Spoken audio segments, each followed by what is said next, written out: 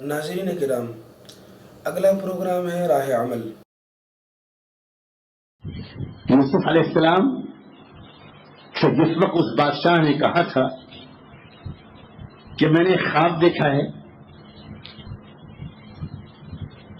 اور میں اس سپنے کی تعبیر کے لیے بہت پریشان ہوں، جن لوگوں سے میں نے پوچھا وہ کوئی بتا نہیں پا رہے، مجھے بتایا گیا ہے کہ آپ اس علم کے بہت بڑے ماہر ہیں اور آپ خواب کی تعبیر بہت سچی بتاتے ہیں، میرے خواب کی تعبیر بھی بتا دیں۔ یوسف علیہ السلام نے جواب میں کہا کہ آپ کے خواب کی تعبیر یہ ہے کہ آپ کے ملک میں، اس ملک میں اگلے 7 سال بڑی خوشحالی رہے گی، بہت اچھی فصل ہوگی، کھیت زمین سونا اگلے گی، لیکن اس کے بعد اگلے 7 سال جو آئیں گے وہ بہت خراب گزریں گے۔ اس میں ملک میں پانی کی سچائی کی زبردست کمی ہوگی اور زمینیں سوکھ جائیں گی، کھیت سوکھ جائیں گے، غلہ نہیں پیدا ہو پائے گا اور ایک فوڈ کرائسس پیدا ہوگا، ایک غذائی بحران پیدا ہوگا، ایک اکنامک کرائسس میں ملک پھنسے گا آپ کا۔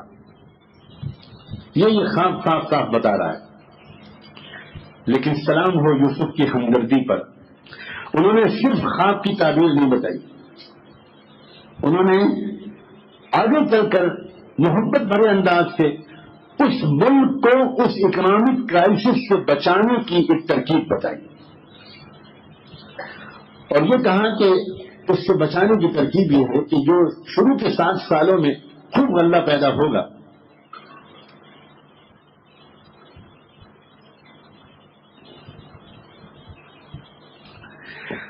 آپ اس غلے کو اس طرح پر خرچ کیجیے گا، کنزیوم کیجیے گا کہ جتنے غلے کی ضرورت 7 سال کے اندر ملک کے رہنے والوں کو پڑے بس اتنا ہی غلہ استعمال ہو، باقی سارا غلہ محفوظ کیا جائے۔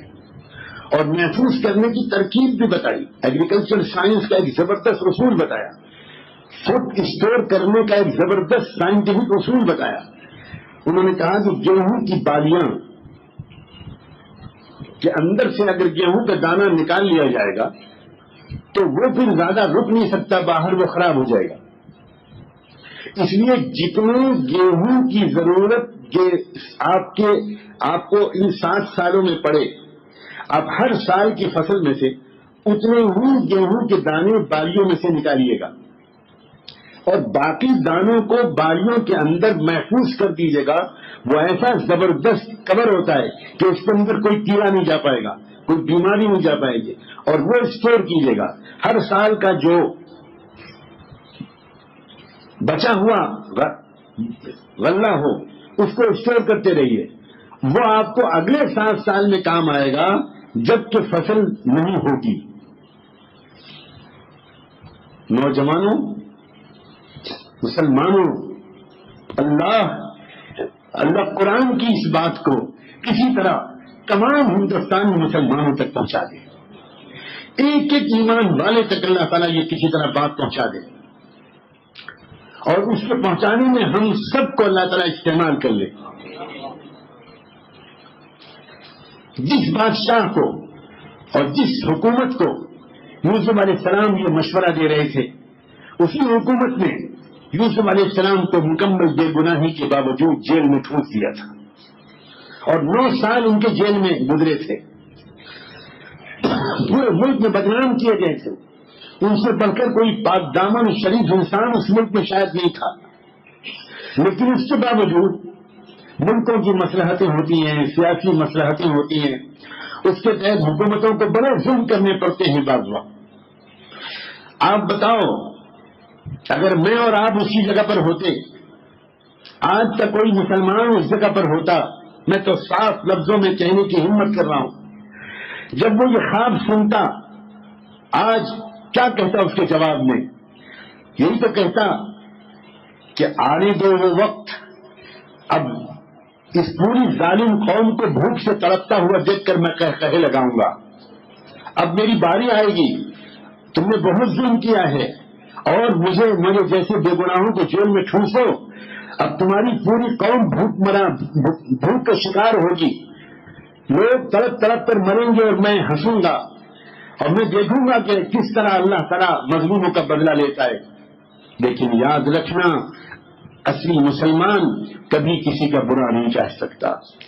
یہاں تک کہ اپنے اوپر ظلم کرنے والوں کو بھی 1 منٹ دیر کیے بغیر وہ معاف کرنے کے لیے تیار رہتا ہے. صرف معاف کرنے کے لیے نہیں بلکہ اس کی خدمت کر کے اس کو اور زیادہ خوشحال بنا دینے کے لیے اپنی خدمات پیش کر دیتا ہے.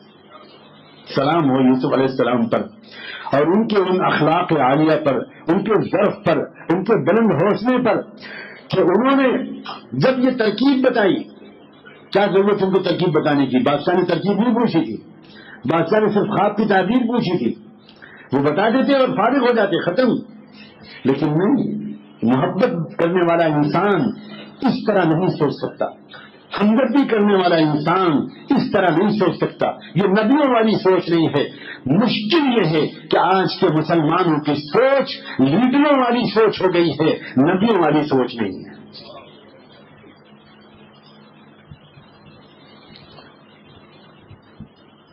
نبیوں والی سوچ کی مثال اعلیٰ ترین مثال ہے اور ایسی سینکڑوں مثالیں ہیں. یوسف علیہ السلام نے فرمایا کہ میں یہ مشورہ دیتا ہوں کہ آپ غلے کو اس طرح خرچ کریں. جانتے ہو اس کے جواب میں اس بادشاہ نے, ہیڈ آف دا اسٹیٹ نے کیا کہا؟ اس نے کہا کہ یوسف اب سنو میری بات, کہ جو آپ مشورہ دے رہے ہو کہ 7 سال کے غلے کو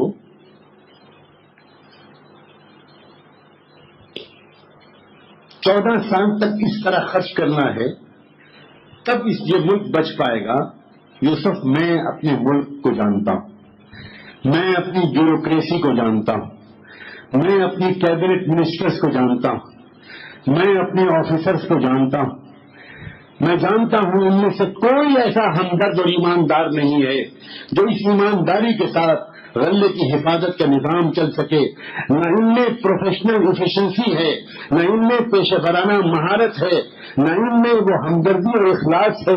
یہ کرپٹ لوگ ہیں, یہ بے ایمان لوگ ہیں, یہ لوٹ کھسوٹ والے لوگ ہیں. یوسف, جب تم نے یہ مشورہ دیا ہے تو اب میری ایک گزارش قبول کر لو, تم خود اس ملک کی حکومت کی ذمہ داری سنبھال. اللہ اکبر. مسلمانوں, میں نیت کر کے بیٹھا ہوں, میں بہت فقیر و گنہگار آدمی ہوں, لیکن میں اس بات کو آج یاد کر کے بیٹھا ہوں جب مولانا یوسف صاحب کاند ہو گئی. اللہ ان کی دعوتی سوچ کا کوئی ذرہ ہم کو عطا کر دے. حضرت جی مولانا یوسف صاحب رحمۃ اللہ علیہ جب جوانی کی عمر میں اپنے والد ماجد کے حکم سے جمعے کا خطبہ دینے کے لیے منبر پر چڑھے اور اس کے بعد خطبہ دے کر نماز پڑھا کے آئے تو حضرت مولانا الیاس نے پوچھا, یوسف تم نے خطبہ دیتے وقت کیا نیت کی تھی؟ تو یوسف علیہ السلام نے کہا, ابا جی میں نے تو یہ نیت کی تھی کہ اللہ کے رسول کی جو سنت ہے وہ ادا ہو جائے اور جمعے صحیح طور پر ادا ہو جائے. حضرت مولانا الیاس کہنے لگے, یوسف کاش تم یہ نیت کرتے کہ میں بنگلے والی مسجد کی اس ٹوٹے پھوٹے منبر پر کھڑے ہو کر اللہ اور اللہ کے رسول کا پیغام پہنچا رہا ہوں. اللہ میری اس آواز کو نہیں, اپنی اور اپنے محبوب کی اس آواز کو پوری انسانیت تک پہنچا دے. تم کو یہ نیت کرنی چاہیے تھی. اللہ قادر تھا کہ اللہ تعالیٰ اس نیت کے مطابق آواز کو پہنچا دیتا. یہ عاجز بھی آج یہ نیت کر کے یہاں پر جس میں بیٹھا ہے, اللہ میں سامنے چند 100 لوگوں سے بات کر رہا ہوں گا, چند لوگوں سے, لیکن اللہ کسی طرح پورے ہندوستان کے کم سے کم ایک مسلمان تک آپ اپنی یہ بات پہنچا دیجئے. اے مسلمانوں, زندہ باد اور مردہ باد سے کبھی اس ملک کا نظام نہیں بدل سکتا. کہاں ہے وہ مسلمان جنہوں نے آ کر اس ملک کے وزیر غذا کے سامنے رکھا ہو, فوڈ منسٹری کے سامنے رکھا ہو. ہم علماء لوگ ہیں, ہم پروفیشنل لوگ ہیں, ہم اکنامک کے ماہرین لوگ ہیں اور ہم نے 5 سال اسٹڈی کی ہے اور ہم آپ کے سامنے ایک پروجیکٹ پیش کرتے ہیں، ایک پروپوزل پیش کرتے ہیں کہ اس ملک کی مہنگائی کو اس طرح ختم کیا جا سکتا ہے، اس ملک کے کرپشن کو اس طرح دور کیا جا سکتا ہے، اس ملک کے بے ایمانی کو اس طرح دور کیا جا سکتا ہے، بچیوں کی اور بہنوں کی عزتوں کو اس طرح محفوظ کیا جا سکتا ہے کوئی جس نے کبھی ملک کی حکومت کے سامنے کوئی منصوبہ رکھا ہو؟ لوگوں، ہم کسی کے حریف اور دشمن نہیں ہیں، ہم سب کے خیر خواہ ہیں، اور جب تک مسلمان چیخ چیخ کر یہ نہیں کہے گا ہمیں کچھ نہیں چاہیے، ہمیں صرف اس ملک میں ایک خوشحال فضا چاہیے، پرسکون لوگ چاہیے، دل خون کی آنسو ہوتا ہے جب بھوکوں کو دیکھتے ہیں، غریبوں کو دیکھتے ہیں، فقیروں کو دیکھتے ہیں، مریضوں کو دیکھتے ہیں کہ ان کا کوئی علاج کرنے والا نہیں ہے، بے گناہ قیدیوں سے جیلوں کو بھرا ہوا دیکھتے ہیں، جرائم کی فہرست میں اپنے ملک کے تذکرے کو دنیا کے اندر جرائم کے اعتبار سے بڑھتا ہوا دیکھتے ہیں۔ مسلمان جب تک خیر خواہ کی حیثیت سے، داعی کی حیثیت سے، خدمت گزار کی حیثیت سے، ناصح امین کی حیثیت سے جب تک سامنے نہیں آئیں گے، اللہ کی مدد ان کے ساتھ نہیں ہے۔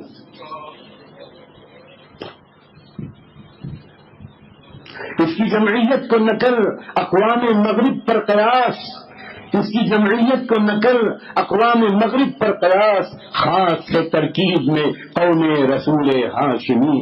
امت مسلمہ کے لیے عزت ملنے کے راستہ دوسرے ہیں، دوسری قوموں کے لیے دوسرے ہو سکتے ہیں، لوٹ کھسوٹ کے ذریعے، بوٹ کیپچرنگ کے ذریعے، ریجنگ کے ذریعے، رشوت کے ذریعے، شراب بانٹنے کے ذریعے، نوجوانوں کو پیسے دے کر وہ ووٹ لے کر حکومت پر جا سکتے ہوں گے۔ مسلمانوں کے لیے، محمد مصطفیٰ کے نمائندوں کے لیے یہ راستے بند ہیں، ان کے سامنے صرف ایک راستہ ہے، اور وہ یہ کہ وہ عام لوگ تو لوگ وہ اپنے دشمنوں کے بھی خیر خواہ بنے۔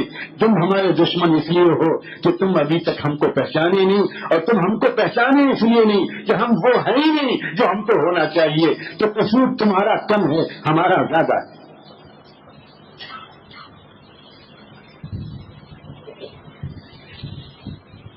سوچنے کا انداز بدل جاتا ہے، 100% مختلف ہے، بالکل مختلف سوچ۔ جواب میں یوسف علیہ السلام کہہ رہے ہیں کہ بادشاہ، پورے ملک کی حکومت آپ میرے حوالے مت کیجیے۔ سبحان اللہ، ادھر سے پیشکش ہے، ادھر سے انکار ہے۔ آپ ایسا کریے، میں ایک ذمہ داری قبول کرتا ہوں، بھاگتا نہیں۔ یہ جو سب سے پہلا امیڈیٹ مسئلہ ہے ملک کا، وہ ہے ملک کو غذائی بحران سے بچانا، ملک کو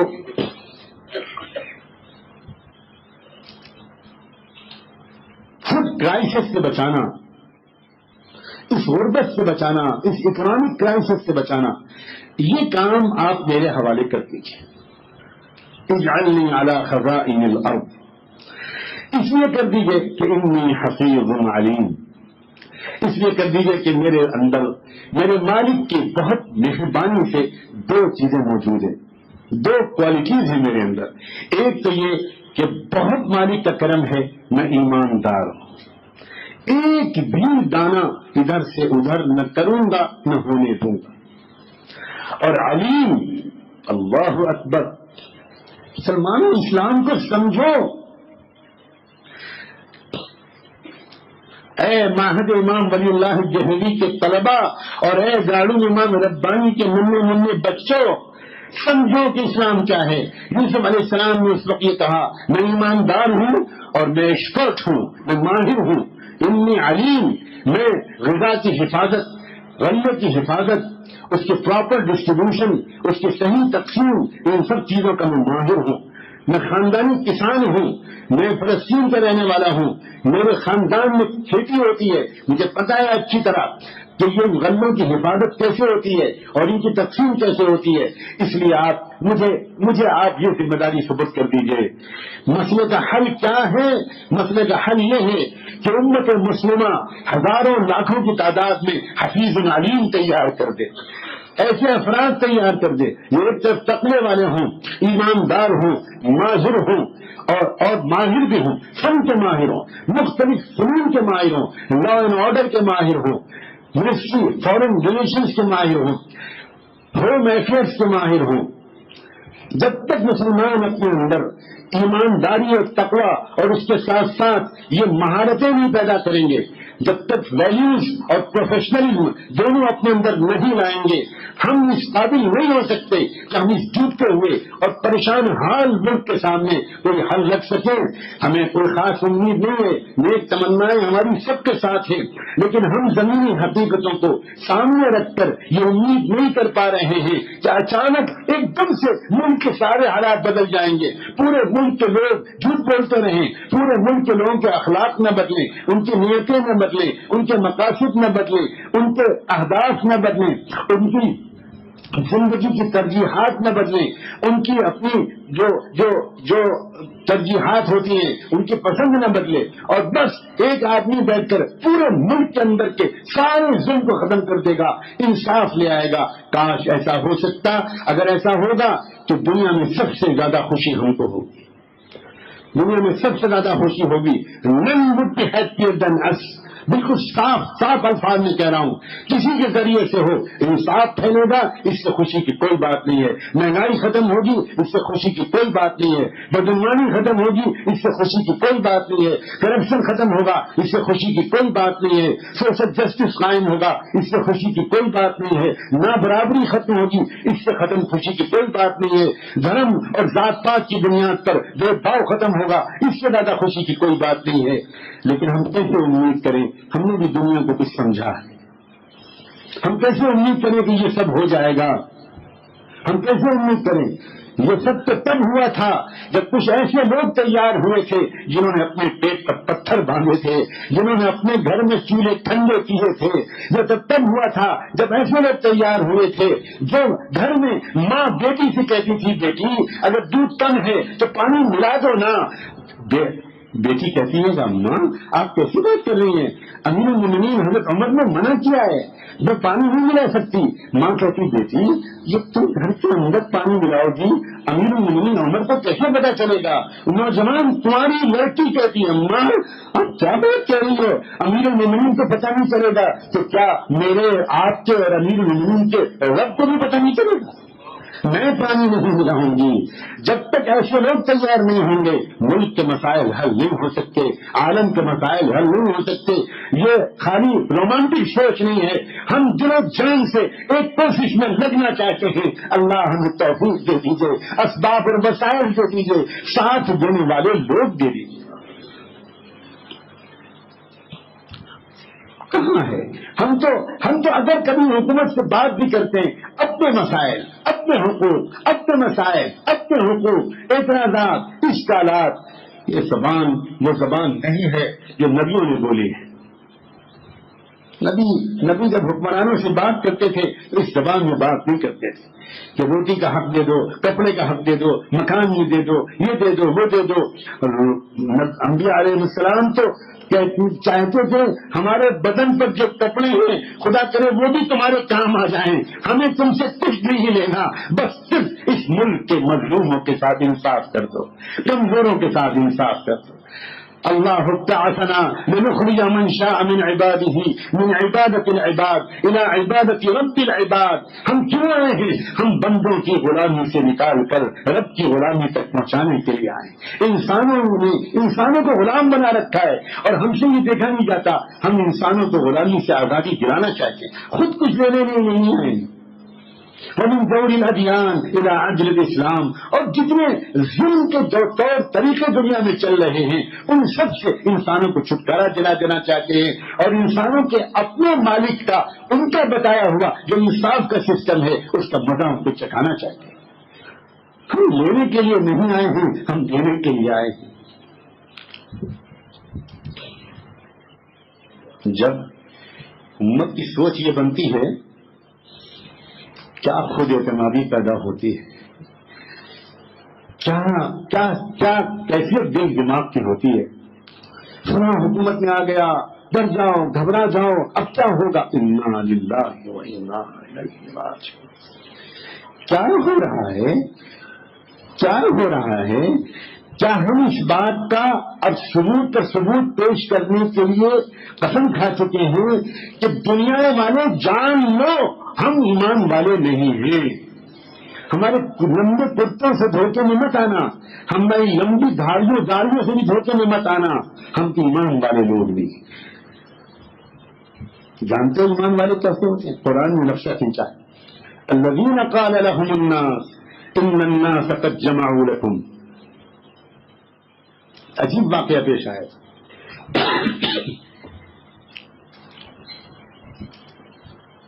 ایک بڑی بھیانک جنگ ہوئی احد کے میدان میں.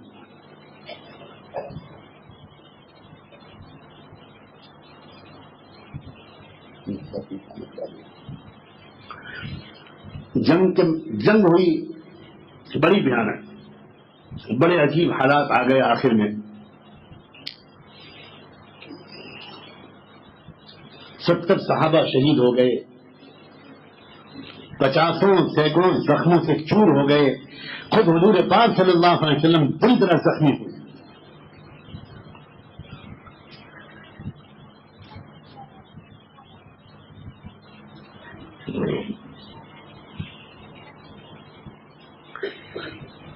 اس کے باوجود اچانک آپ نے